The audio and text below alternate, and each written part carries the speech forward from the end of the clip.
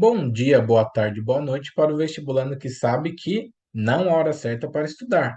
Se você está caindo aqui de paraquedas, boa aterrissagem. Você está no canal Igor Sebin Redações, esse canal que tenta trazer bastante conteúdo de redação para que você consiga o tão sonhado mais 900 na sua redação do Enem.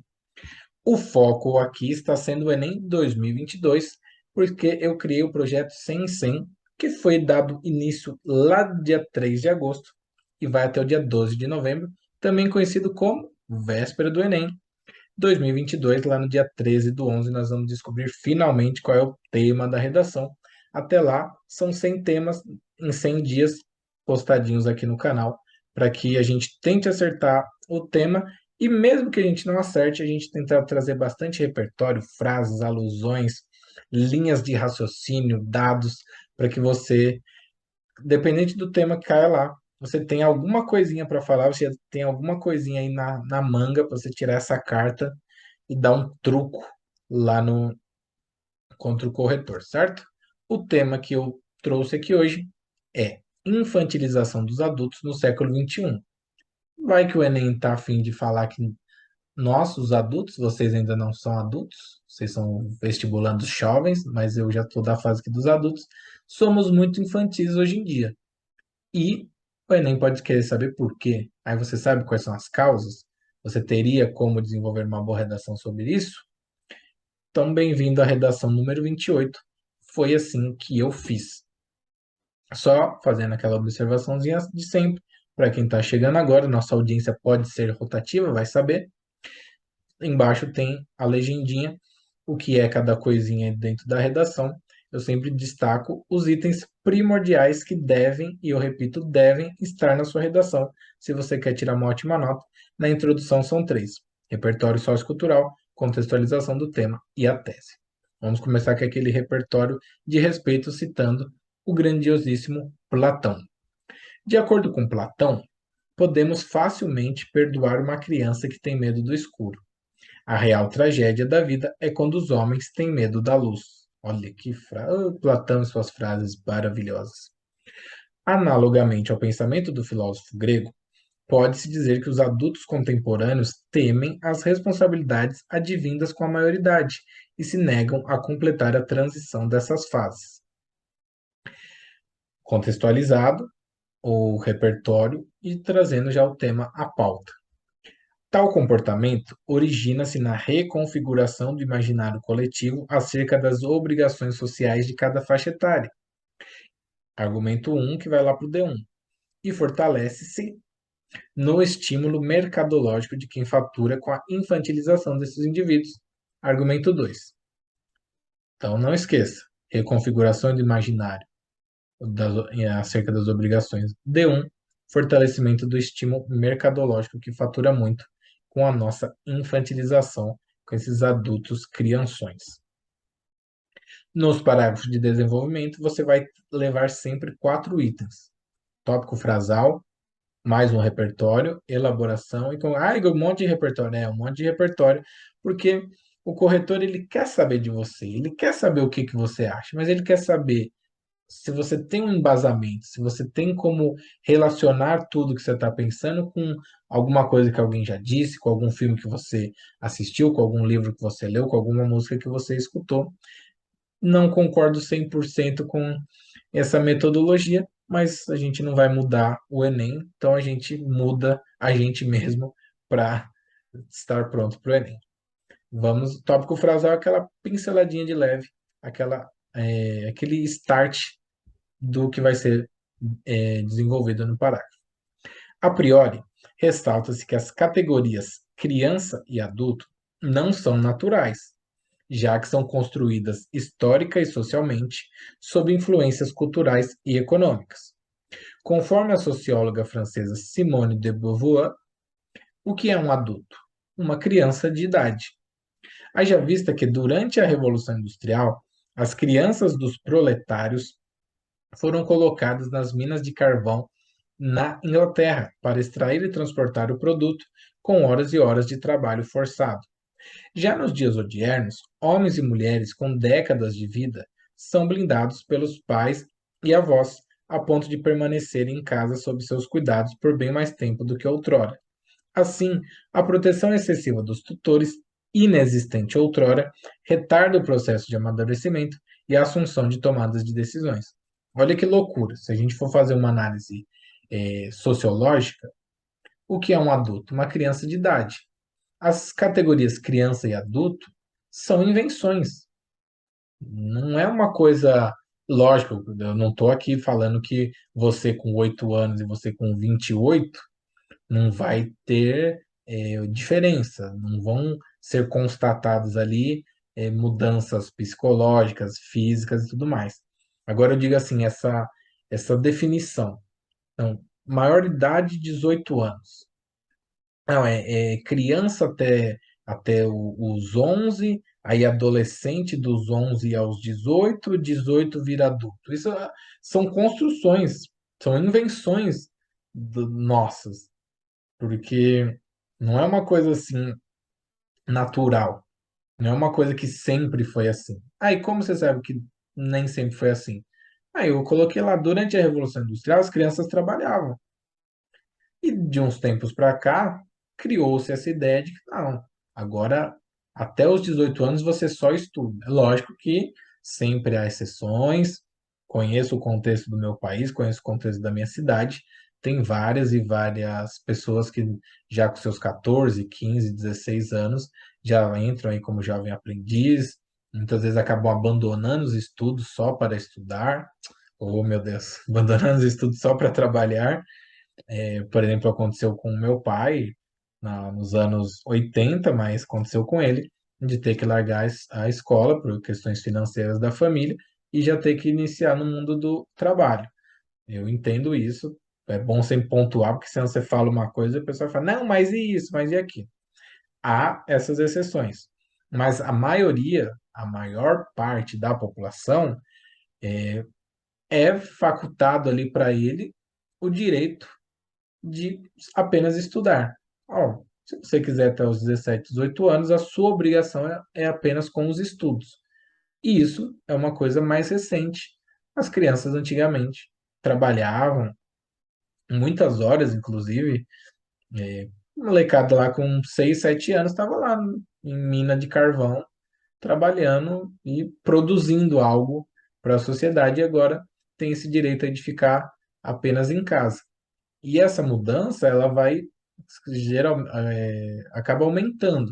Nos últimos tempos, dos 18, não tem mais, pelo menos na cultura nacional, não tem aquela coisa, fez 18, sai de casa e vai viver sua vida. Nos Estados Unidos, pelo que a gente acompanha aí, as produções hollywoodianas, pelo que eu vejo assim de documentário, já tem um pouco mais dessa coisa, tipo, fez 18 anos, vai para uma universidade, vai morar fora, né, fora assim de tipo, outro estado e vai viver sua vida.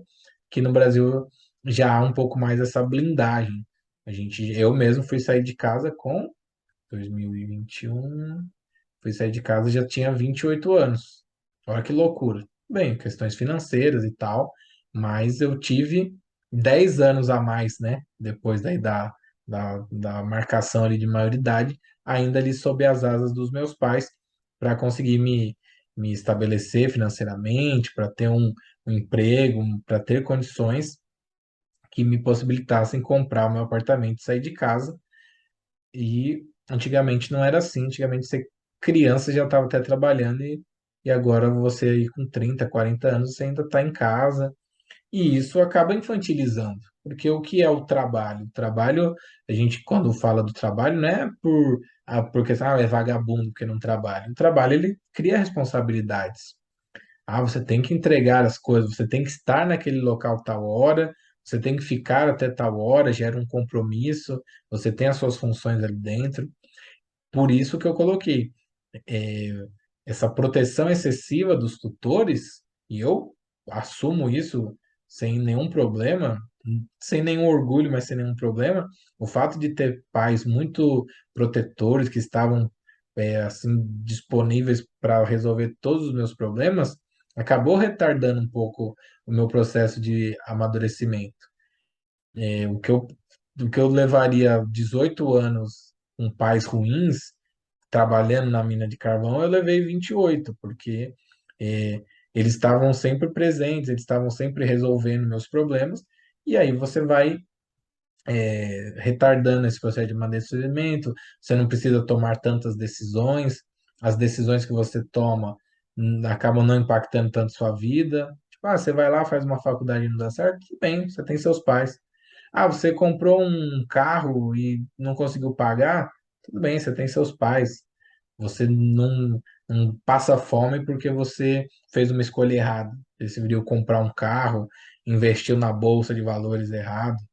Tudo isso vai infantilizando, de certo modo, esses adultos, porque nosso cérebro não vai atingir o ponto ideal de responsabilidade, do ponto de adulto, né, se tornar adulto de verdade, tão cedo dentro dessas condições. Citei bastante coisa aqui, construção histórica, fiz uma alusão histórica, trouxe uma frase da socióloga francesa, coloquei aqui o meu ponto de vista, eu tenho meu D1 pronto a partir do que eu prometi lá na minha tese. E na minha tese eu também prometi a questão da indústria, a questão de como esse problema, que é essa infantilização, vira dinheiro no bolso de algumas pessoas. Por conseguinte, essa imaturidade dos novos adultos é bastante fomentada por aqueles cuja renda depende de pessoas incapazes de assumir o controle de suas jornadas. Consoante a escritora brasileira Marta Medeiros, não importa a idade que temos, há sempre um momento em que é preciso chamar um adulto. Nesse contexto, essa necessidade torna-se rotineira para quem não foi preparado para viver sem orientação e vigilância de um responsável. Dessa maneira, surge a figura do coach, que treina alguém para se vestir, exercitar, comer, namorar, criar laços de amizade, conseguir emprego, lidar com conflitos matrimoniais e profissionais, arrumar as finanças e também organizar os armários e a mesa de trabalho. Isto é, uma babá para maiores de idade. Nós temos hoje muita, mas muita gente ganhando dinheiro com isso, com essa infantilização, com essa imaturidade. Eu tenho dificuldade por exemplo, de ter uma rotina. Eu sou muito, eu procrastino muito. Quando eu vou ver, eu tô lá nas plataformas de streaming assistindo lá na minha Netflix, na minha Amazon. Eu não consigo me organizar com dinheiro. Nossa, eu tô ganhando 1.000, eu gasto 1.000, eu tô ganhando 3.000, eu gasto 3.000, eu tô ganhando 5.000, eu gasto 5.000.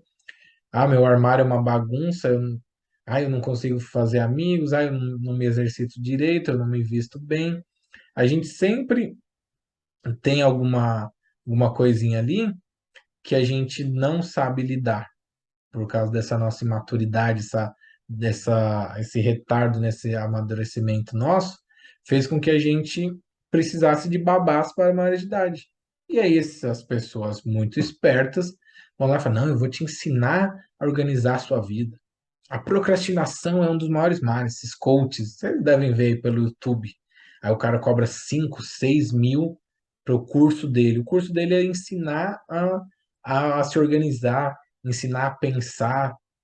Tipo, o cara não produz muita coisa, assim, digamos, né? Ele não está te ensinando para marketing digital. Se ele tivesse te ensinando marketing digital, tá bom. Mas ele está te ensinando a ser responsável.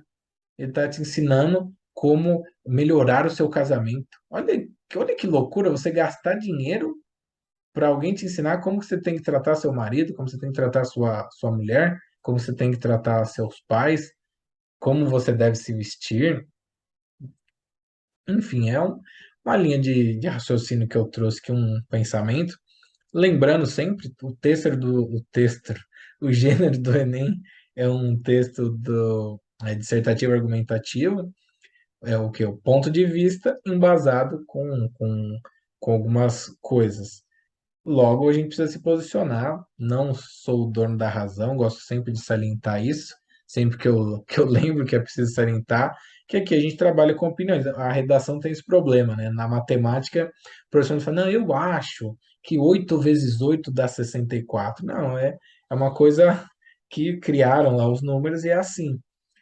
na química, na física, na biologia, já está determinado. Na redação, a gente tem que ficar metendo o bedelho e falando aqui de todos os temas, porque é isso, ponto de vista, você tem que passar para o estudante como formar opiniões, se ele não tem opinião formada, tentar dar algum direcionamento, sempre lembrando, aqui ninguém é dono da verdade, a redação, nesse sentido, não existe certo e errado.